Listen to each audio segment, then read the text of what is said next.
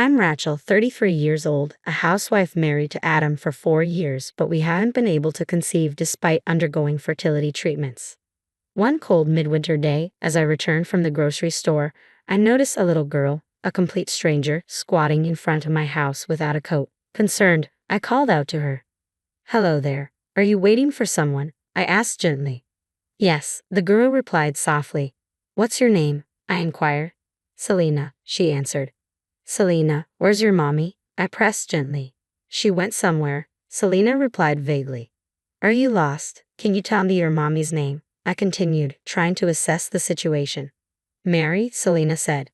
"Mary? You mean your mommy's name is Mary?" I clarified. Mommy told me to give you this," Selena said, handing me a crumpled piece of paper. With trembling hands, I unfolded the note. It simply read, "Take care of this child for a while." "Wait, are you Mary's daughter?" I asked, stunned by the realization. Mary, my older sister, had left home at 20 and never returned. It had been 17 years of worry, with Mary repeatedly running into trouble with men, causing financial strain, and disappearing from our lives unexpectedly. We never knew she had a child. "What time did your mom say she would pick you up?" I asked gently. "I don't know. Mommy always hangs out with men I don't know and doesn't come home until morning," Selena replied innocently. "Really? Okay, then where's your dad?" I inquired further. "I don't have a daddy," Selena said simply. "No daddy? Mommy said I should stay at your house for a while because you're her sister," she added. "I see," I said, taking her cold, trembling hand and leading her inside. I couldn't help but wonder how long she had been out there. Mary had always been irresponsible and selfish as a sister, but abandoning her own child was beyond anything I expected. Though I yearned for a child of my own, I couldn't conceive. Anger toward Mary surged within me, but I pushed it aside, focusing on warming Selena up. I turned on the stove and wrapped her in a cozy blanket. "Selena, are you hungry?" I asked gently. "Yes, I'm hungry. I haven't eaten since yesterday," she admitted. "All right, just a moment. I'll get you something," I assured her. Quickly reheating the pumpkin soup I had made the day before, I served it to Selena. It was her first taste of pumpkin soup, and she eagerly drank it down. Her genuine delight touched me deeply. "Delicious. This is so good," Selena exclaimed happily. "I'm glad you like it. Have as much as you want," I replied warmly. As Selena continued to praise the soup, I sensed she was trying to lift my spirits. I wondered about her usual life and decided for now to focus on providing her with comforting meals until she was satisfied. After feeding her fried chicken, omelette, and rice, all of which she devoured with praise, Selena seemed completely satisfied. I suggested we take a bath, noticing her greasy hair indicating she hadn't bathed in days. "Selena, how about a bath?" I proposed gently. "A bath?" Selena's face tensed briefly. "Do you not like baths?" I asked, concerned. "No, it's okay," she replied quickly. "Are you sure? I'll find you some pajamas," I assured her, rushing to the bedroom to fetch clothes. Returning to the living room, I found Selena missing. Following the sound of running water, I discovered her in the kitchen sink, trying to wash her hair. "What are you doing? The water is so cold. You'll catch a cold," I exclaimed worriedly. "I'm sorry," Selena apologized softly. "It's okay. Let's get you warmed up," I said, wrapping her in a blanket and guiding her to the bathroom. Her eyes widened in surprise as she looked around. "Wow! What is it?" I asked. "It's just like the house I saw on TV," she exclaimed. It dawned on me then that Selena's home likely lacked a proper bathroom. Mary must have had her wash with cold tap water to save on gas for heating. I held back tears as I gently undressed Selena and settled her into the warm bath. "Is our bath always this warm?" she asked in wonder. "Yes, it is. From now on, you can take a bath every day," I assured her. "Really? I'm so happy," she smiled gratefully. I carefully washed Selena's body and untangled her hair, giving it a treatment to make it more manageable. She transformed back into her lovely self. I dressed her in my comfortable loungewear, and as we relaxed on the couch in the living room, Adam returned home. "I'm home," he announced cheerfully. "Welcome back," I greeted him. "This must be the girl you told me about." "I'm sorry," Adam said sympathetically. Seeing Adam, Selena shrank back in fear. "It's okay. This is my husband, Adam. He's kind, so you don't need to be afraid of him," I reassured her. I explained the situation to Adam again, and he reacted with disbelief. "That's terrible. Can we keep her here for a while?" Adam asked. "Of course. How could Mary do this to such a young child?" I replied, my voice heavy with concern. After discussing it, Adam and I returned to find Selena curled up in the living room. I'll talk to Selena, I told Adam. Selena, as I mentioned earlier, this is my husband Adam. You can call him Uncle Adam, I introduced. Good evening, Adam greeted gently. The three of us will be living here together for a while. Is that okay with you? I asked Selena. Is it really okay if I stay here? She asked timidly. Of course it is. Once we're settled, you'll even go to elementary school, I assured her. I've never been to school, Selena admitted quietly. You haven't been to kindergarten? I asked, surprised. I never went to kindergarten because I'm nobody, she murmured sadly. Confused by her words, I realized Selena didn't fully understand her situation or why she felt like nobody. Sensing her discomfort, I decided not to press further that day and let her rest. The next day, I informed my parents about Selena. They hurried over to meet her. Hello, Selena. We're your grandma and grandpa, my mother said, tears welling up as they embraced her. Grandma and grandpa, Selena echoed, clearly puzzled but also visibly touched. It seemed she hadn't known she had grandparents. Later, I asked my parents to look after Selena and headed to City Hall to obtain Mary's family register. Upon checking, I discovered Mary was unmarried, and there was no record of any children. Selena's birth had never been registered. She was essentially a non-existent child who never received enrollment notices for school. That explained why Selena referred to herself as no one. I consulted with the Child Consultation Center and the municipal office. After several discussions and much assistance, Selena's family register was finally established. Selena, you can start elementary school now, I told her with a smile. I'm so happy, thank you, Selena replied gratefully. Despite being with us for over a month by then, Selena hadn't opened up much. She seemed skittish whenever Adam or I moved, and she would apologize excessively and curl up whenever she made a mistake. It was clear Mary had caused her deep pain in the past, an experience Selena couldn't forget. Selena, you don't need to apologize so much. Uncle Adam and I will never get mad at you, and we will never, ever hit you. I promise, I reassured her gently. Promise? Selena asked, seeking confirmation. Of course, I promise, I affirmed, seeing a spark of relief in her eyes. Despite my reassurances, Selena remained timid. However, as weeks passed, she gradually became more talkative and started smiling more often. Then, one day, Selena unexpectedly blurted out, I wonder when she will come for me. Hearing those words broke my heart. Despite Mary's neglect and mistreatment, Selena still longed for her mother. Since Selena came into our lives, every day had been filled with joy. Adam and I yearned for children and treated Selena as if she were our own daughter. We wanted her to stay with us for as long as possible. The day after this conversation, Selena received an invitation to enroll in elementary school. I was relieved that Selena would finally get to experience a normal school life like other children. Now that's settled, we need to get you ready for school. We'll need to buy a school bag, stationery, and plenty of clothes, I told Selena excitedly. I already have clothes, Selena replied quietly. It's okay, what you have isn't enough. You'll need more comfortable clothes for school, I insisted. Then I'll come along as the luggage carrier, Adam joked, trying to lighten the mood.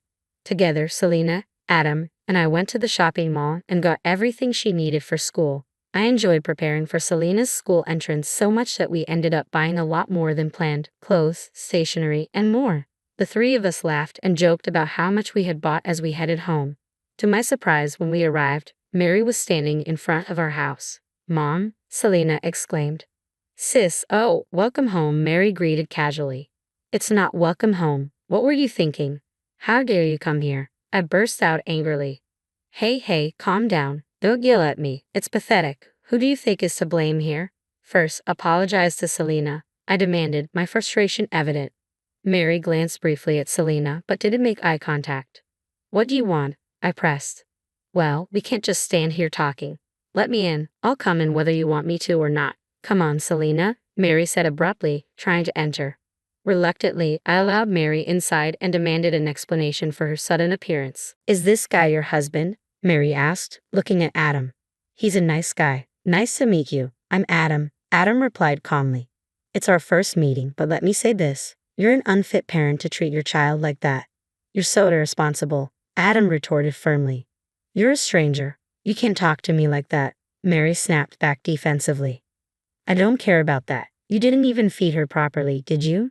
How could you neglect your own child like that? Adam persisted, his voice rising in anger. Single mothers have it tough. I raised her the best I could. You have no right to judge me, Mary defended herself, visibly annoyed. Raise her well? You neglected her, Adam countered sharply. Mary's inability to acknowledge her shortcomings left me bewildered and frustrated. I looked over at Selena, who couldn't bring herself to meet Mary's gaze. She shrank back, clearly uncomfortable. Initially, I had assumed Selena missed her mother, but now I wasn't so sure. Interrupting the tense atmosphere, Mary spoke again. You guys don't have kids, do you? She asked abruptly. No, but that's beside the point, I replied, taken aback. I'm giving you this child. I've raised her through the toughest years. You'll be lucky to have an older kid, Mary declared callously. Do you even know what you're saying? I asked incredulously.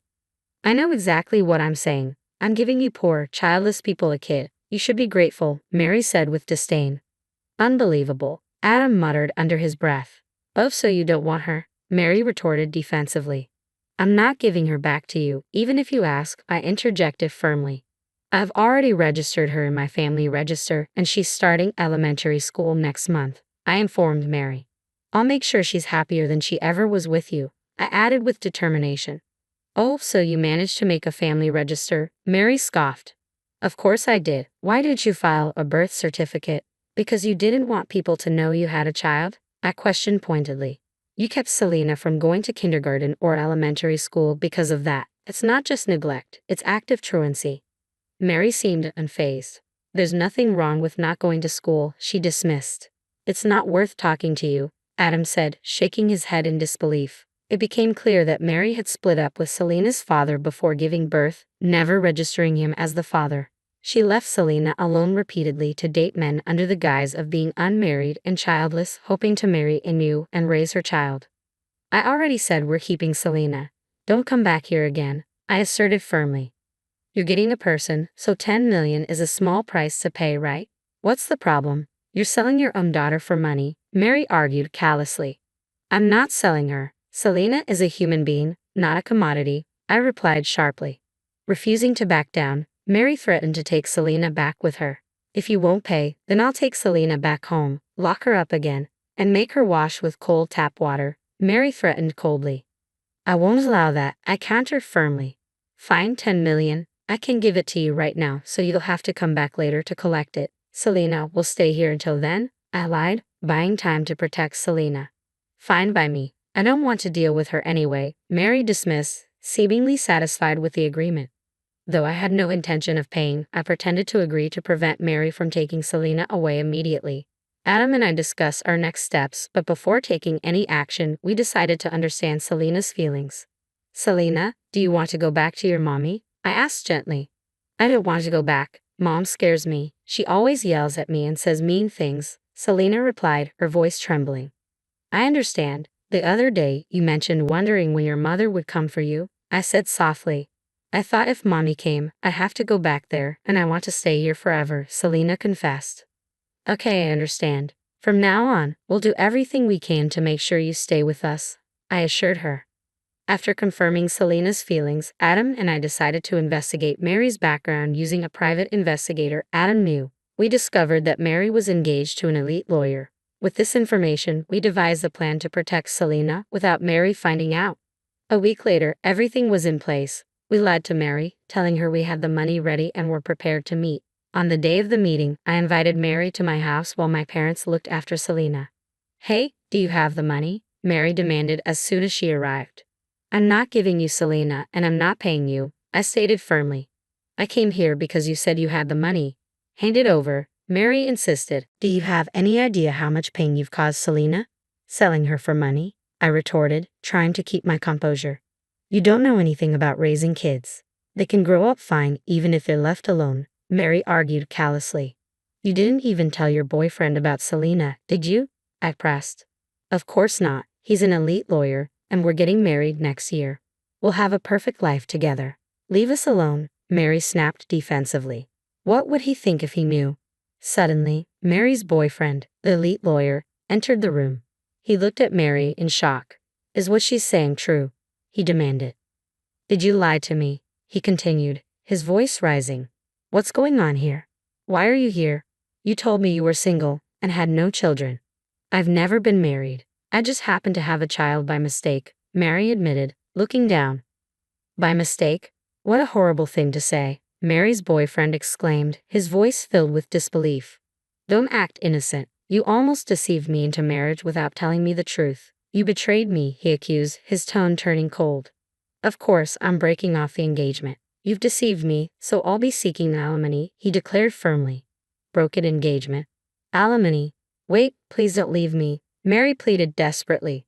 Shut up. I can't marry someone who treats their own child like that. I don't want to see your face ever again, he retorted, his voice full of disdain. Why did you bring him here, Rachel? Why are you doing this to me? Mary turned to me, anger and desperation in her voice. Because I knew I couldn't handle this alone. I've already spoken with a lawyer about Selena's case, I replied calmly. I was skeptical until I heard it from Mary herself. But now that I know the truth, I'll be representing Rachel and her family fully. You'll regret making an enemy out of a lawyer, Mary's boyfriend added, his expression hardening.